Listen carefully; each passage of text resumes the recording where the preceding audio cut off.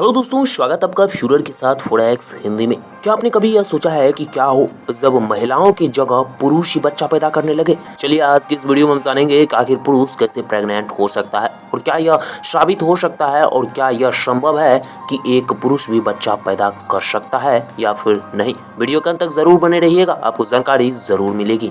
अब जानते हैं कि आखिर कैसे एक पुरुष बच्चे की मां बन सकता है, यानी कि वो कैसे एक बच्चे को बर्थ कर सकता है। सबसे पहले तो मान के चलिए, यदि आप बच्चे की मां बनना चाहते हैं तो आपके शरीर में वो सारे बदलाव करने पड़ेंगे जो एक बच्चे को जन्म देने के लिए उपयुक्त होता है। पहले आपके शरीर में यूटेरस को स्टेबलिश करना पड़ेगा और इसके लिए हो सकता है आपके शरीर के स्टमक, इंटेस्टाइन, आपके जो भी अन्य ऑर्गन्स हैं उनको बगल करना पड़ेगा, क्योंकि आपके पेट में जगह बनाना पड़ेगा यूटेरस को स्टेबलिश करने के लिए।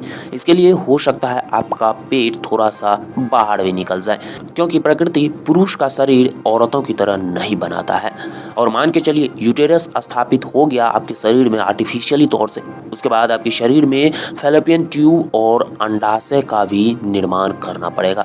और फैलोपियन ट्यूब और अंडाशय हो गया तो इसके बाद अब आपके शरीर में इनिशिएशन की प्रक्रिया होना अति आवश्यक है, क्योंकि without fertilization you can not birth a baby.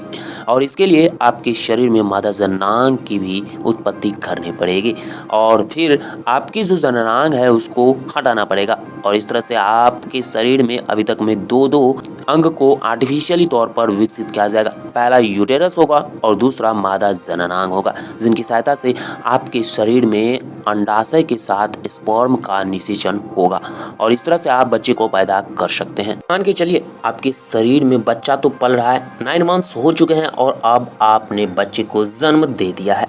अब आप उस बच्चे को खिलाएंगे क्या? क्योंकि बच्चा जो जन्म लेता है वह डायरेक्ट भोजन करना शुरू नहीं करता है, उसके लिए वैसा पदार्थ चाहिए होता है जो कि डायरेक्ट उसके शरीर को अच्छी तरह से ग्रोथ कर सके। और इसके लिए आपके शरीर का जो भी आप खाते हैं उसका मूलभूत इकाई, यानी कि जो भी इम्पोर्टेंट प्रोटीन्स, विटामिन्स ये वगैरह वगैरह हैं, उन सबों को बच्चे को पर्याप्त रूप में देना पड़ेगा। और इसके लिए आपके शरीर में दुग्ध ग्रंथि का होना अति आवश्यक है, क्योंकि दुग्ध की सहायता से ही बच्चे का शुरुआती विकास होता है। और इसके लिए आपके शरीर में 2 दुग्ध ग्रंथि देना पड़ेगा, और वो भी ऐसी जगहों पर जहाँ पर से बच्चे को काफ़ी ज़्यादा आसानी से उन्हें खिलाया और पिलाया जा सके। और इसके लिए आपका छाती उपयुक्त जगह होता है। इतना ही नहीं, दुग्ध ग्रंथि के लिए तापमान को भी काफ़ी ज़्यादा मेंटेन रखा जाता है, और मेंटेन रखने के लिए आपके शरीर का सबसे उत्तम स्थान कोई है तो वह है आपका चेस्ट। यानी कि हम कहें तो अभी तक में आपके शरीर में 3 चीज़ की स्थापना हो चुकी है,